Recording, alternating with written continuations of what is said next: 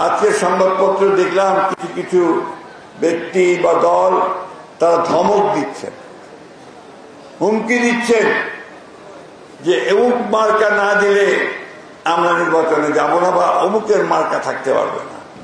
ভাই, আমরা তো তোমাদের মার্কাতে বাধা দেইনি। কোন মার্কা তোমাদেরকে দেবে নির্বাচন কমিশন, নির্বাচন কমিশন সিদ্ধান্ত নেবে। আমরা তো কথা বলে যাইনি তোমাদেরকে এই মার্কা দেওয়া যাবে না।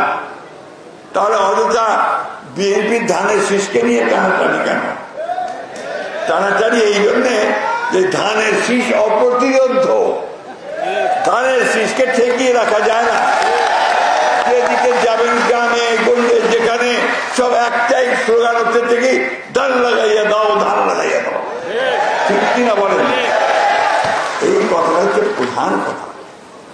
ওই জন্যই ওকে রুখতে হবে, ওকে আটকে দিতে হবে।